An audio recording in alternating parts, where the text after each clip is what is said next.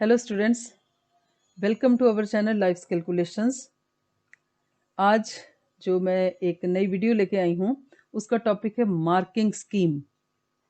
तो हमारे एग्ज़ाम्स आने वाले हैं, किसी भी टाइम आप मीन्स कभी भी अनाउंस हो जाएंगे और श्योरली रिटर्न एग्ज़ाम तो आपको 10th क्लास को बोर्ड एग्ज़ाम में देने ही पड़ेंगे। ठीक है, तो उसके लिए it is very much important कि हमें मार्किंग स्कीम का पता हो। चैप्टर वाइज एलोकेशन तो मैं आपको बताऊंगी ही बाद में। आज जो मैं लेके आई हूँ वो है unit wise allocation of marks. ठीक है, तो उसको जानना it is very much important, very much compulsory कि कौन से चैप्टर को कितनी वेटेज मिल रही है, कौन से यूनिट को कितनी वेटेज मिल रही है। ठीक है, और फिर जो है उससे अंदाज़ा ये लगेगा कि हमारा कौन सा चैप्टर या कौन सा यूनिट कितना इम्पॉर्टेंट है और उसको आपको कितना टाइम देना पड़ेगा। एक ऐसा टॉपिक जिसमें से सिर्फ 10 मार्क्स का पेपर आएगा, ठीक है, उसके अकॉर्डिंगली टाइम देना है। और एक में से जिसमें से 30 टू 35 मार्क्स का आएगा तो दैट नीड्स मोर टाइम। ठीक है, तो ये मार्किंग स्कीम जानना it is very much essential, ताकि आपके मेहनत कम और मार्क्स ज़्यादा। मेहनत उतने भी कम नहीं, लेकिन फिर भी जितनी ज़रूरत है। ओके, ज़्यादा टाइम लगाते हैं और फिर मार्क्स फिर भी नहीं आते हैं, तो उससे बेटर है कि हम ये समझ के चलें कि मार्किंग स्कीम क्या है, किस यूनिट को कितने मार्क्स, सो दैट हम अकॉर्डिंगली अपनी मेहनत प्लान करें। हार्ड वर्क जो हम कर रहे हैं उसको प्लान करें properly, so that we should get maximum reward for that. ये भी तो ज़रूरी है। ठीक है, तो चलो बातें कम काम ज़्यादा। सबसे पहले हम बात करेंगे यूनिट 1 की। यूनिट 1 है कमर्शियल मैथमेटिक्स। इसके अंडर आपके पास आते हैं chapter number 1, 2 and 3, GST, banking और शेयर्स एंड डिविडेंड। अब जब शेयर्स एंड डिविडेंड था यहाँ पे, तो जो इसकी जो यूनिट वाइज हमारा मार्किंग थी, यूनिट इसको वो जाता था 13 और 10। कभी 13 मार्क्स का पेपर इसमें से यूनिट में, कभी कभी 10 मार्क्स का। अब हम क्या करेंगे कि ये जो shares and dividend has been excluded, ये सबको पता है, उसके जो 4 नंबर हैं वो हम इस बॉक्स में डाल देते हैं। ठीक है, क्योंकि वो जो शेयर्स एंड डिविडेंड में से तो आएगा ही नहीं, तो उसका 3 to 4 मार्क्स। देखो, जब मैं कहती हूँ ना कि 13 to 10 मार्क्स, तो +- 2 लगाते जाना है कि वो 2 कम या 1 ज़्यादा, 2 कम या 2 ज़्यादा, कहीं भी, है ना। तो लेकिन एक हमारे पास एक अंदाज है ये कि भाई 13 to 10 मार्क्स हमारे पास यूनिट 1 को मिलेंगे श्योरली, मतलब मोर देन 10 तो श्योर हो गए, है ना। अब ये जो 4 मार्क्स है हम डालेंगे इसको एक बॉक्स में, क्योंकि अब depends upon the examiner. First time ये चैप्टर रिमूव हुए हैं, फर्स्ट टाइम रिडक्शन हुई है। डिपेंड्स अपॉन द एग्जामिनर कि ये चैप्टर वो किस और चैप्टर को जाके ये वाले मार्क्स किस और चैप्टर में वो लगा देता है, किस चैप्टर के क्वेश्चन जो है वो आपको इसकी जगह पे आ जाता है। ठीक है, उसके बाद हम चलते हैं unit number 2, that is algebra. जब मैंने बहुत पहले के अलजबरा का एक बनाया था वीडियो, मैंने वहाँ पे ये बोला है कि अलजबरा जो है ना वो पूरा का पूरा भंडार है हमारे मार्क्स का। आज भी वही बात है। ठीक है, अब आप ये देखोगे कि अलजबरा में से जो आपके पास कितने टॉपिक्स हैं, चैप्टर नंबर 4 to 11। ठीक है, 4 to 11 हमारे पास ये कम से कम भी 8 चैप्टर बनते हैं। इसमें से सिर्फ एक गया जीपी, ज्योमेट्रिक प्रोग्रेशन छोड़ दो। ठीक है, उसके जो मार्क्स हैं वो भी हम बॉक्स में डाल देंगे इधर, तो वो चले गए इधर। वो देखते हैं, वो 3 मार्क्स का एक क्वेश्चन आता था उसमें से। अब जब वो था यहाँ पे, तब इस यूनिट को जो मार्क्स एलोकेट होते थे वो क्या थे, 33 और 36। देखो कहाँ 35 मार्क्स हमारे पास, 35 to 40 मार्क्स हमें पास होने के लिए चाहिए, और 33 से 36 मार्क्स सिर्फ इसी यूनिट को जा रहे हैं, इसी आपके 7 चैप्टर्स में से। देखो 7 चैप्टर्स आपके 33 और 36 मार्क्स आपको लेके आएंगे श्योर। और यूनिट पूरा का पूरा इतना इजी है कि ये मार्क्स तो कहीं नहीं गए। ठीक है, तो अलजबरा एक ऐसी चीज़ है जो मांगता है बहुत ज़्यादा मेहनत, लेकिन ईजी भी है साथ में, तो दिस इज द एडवांटेज। ठीक है, अब चलते हैं हम यूनिट नंबर 3 की बात, कोऑर्डिनेट ज्योमेट्री। कोऑर्डिनेट ज्योमेट्री में आते हैं आपके पास reflection, section and mid point formula, equation of a line. और कोऑर्डिनेट ज्योमेट्री में से कुछ नहीं रिड्यूस हुआ है, as it is full 3 chapters हमारे आने वाले हैं। तो हमारे पास इसकी जो स्कीम है वो क्या है, 13 और हमारे पास 11 मार्क्स। ठीक है, या फिर 13 मार्क्स का पेपर आएगा, 11 to 13 बोल सकते हैं हम सीधा। 11 to 13 में मार्क्स का पेपर इसमें से श्योर आएगा। श्योर में आपको नेक्स्ट जो वीडियोस आने वाली हैं उसमें मैं इस यूनिट का एक एक चैप्टर का मतलब हम अलग अलग से उसकी डिस्ट्रीब्यूशन करेंगे, हर एक चैप्टर में से कितने कहाँ से कौन सा क्वेश्चन, ठीक है। लेकिन ये एक ओवरऑल व्यू मैं आपको दे रही हूँ। अब तो स्टूडेंट्स, अब नेक्स्ट जो टॉपिक है हमारा यूनिट नंबर 4, वो है हमारा ज्योमेट्री, ठीक है। तो ज्योमेट्री में एक ऐसा टॉपिक है, ऐसा यूनिट है हमारा जिसमें कि मैक्सिमम एक्सक्लूजन हुई हैं।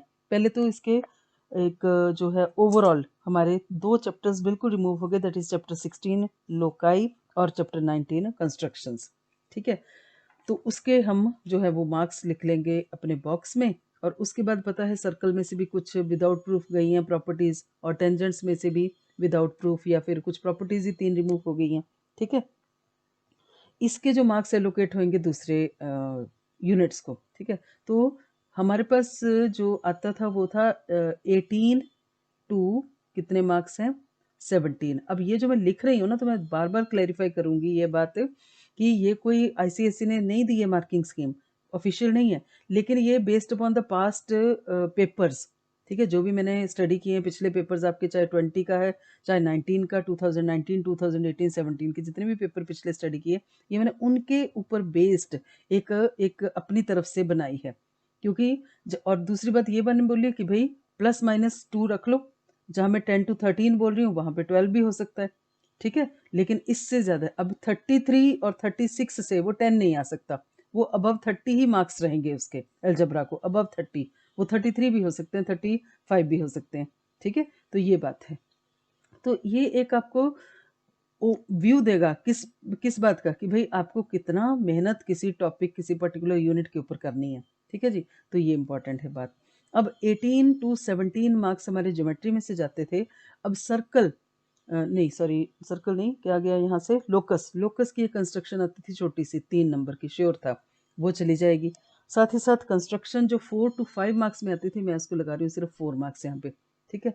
और बाकी जो प्रॉपर्टीज चली गई, एक आधा क्वेश्चन और लगा लेते हैं तो कम से कम भी चलो ओवरऑल हम इसमें से 10 मार्क्स रिमूव कर लेते हैं। ये 10 मार्क्स एक्सक्लूड हो गए, यहाँ से चले गए। ये 10 मार्क्स एलोकेट होंगे दूसरे यूनिट्स पे। तो कितनी अच्छी बात है, ज्योमेट्री जिसको कि बच्चे मानते हैं एक टफ टॉपिक, उसके मार्क्स 10 जो मार्क्स है वो जा रहे हैं बाकी ईजी टॉपिक्स हो, वो मैट्रिसेस को भी जा सकते हैं, रिमाइंडर फैक्टर थ्योरम को भी जा सकते हैं, वो ट्रिग्नोमेट्री में भी शिफ्ट हो सकते हैं, ठीक है। तो ये एक अच्छी न्यूज़ है।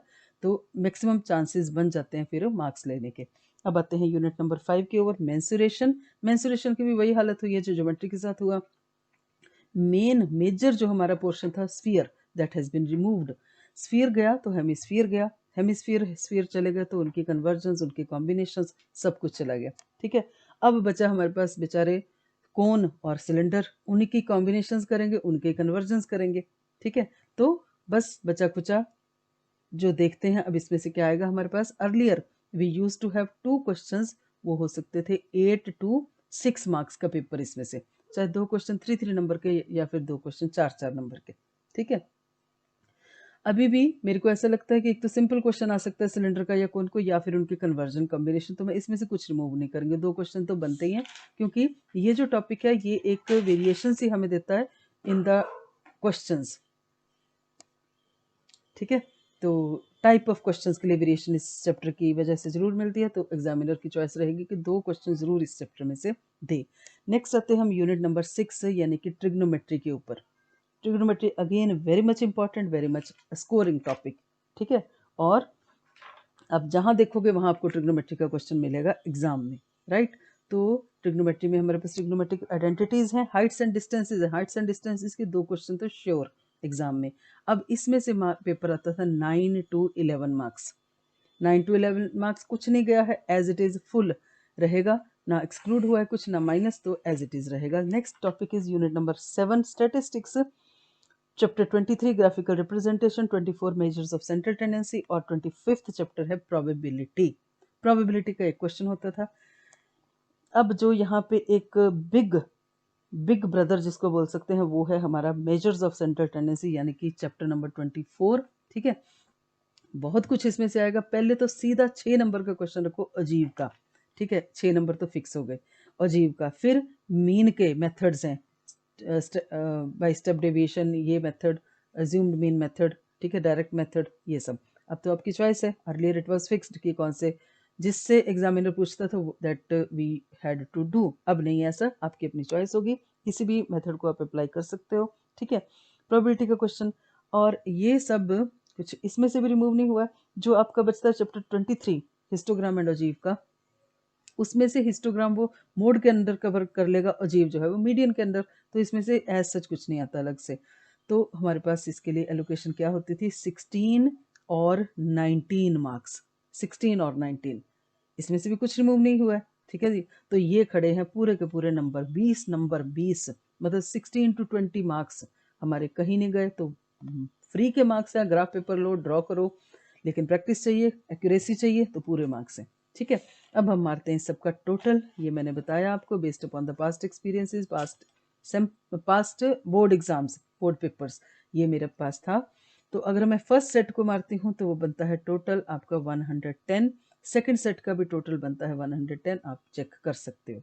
ठीक है जी, अब 110 क्यों, पेपर विल बी ऑफ, अब हम चलते हैं, मैं आपको बताती हूँ ये कि जो हमारा पेपर होगा that will be of total कितने marks, 80 marks. Return paper 80 marks, 20 marks किसको शिफ्ट होंगे हमारे, you know very well, internal external assessment जो आपकी प्रोजेक्ट और असाइनमेंट वर्क था। ठीक है, अब 80 मार्क्स का पेपर, 40 मार्क्स हमारे गए सेक्शन ए को, पहले भी बता रखा, मेरी वीडियो ऑलरेडी है इसमें ऑलरेडी एक वीडियो है पेपर पैटर्न के ऊपर, वो आप देख सकते। फिर से बता रही हूँ यहाँ पे, सेक्शन ए 40 मार्क्स का और सेक्शन बी भी 40 मार्क्स का, लेकिन सेक्शन बी में होती है चॉइस।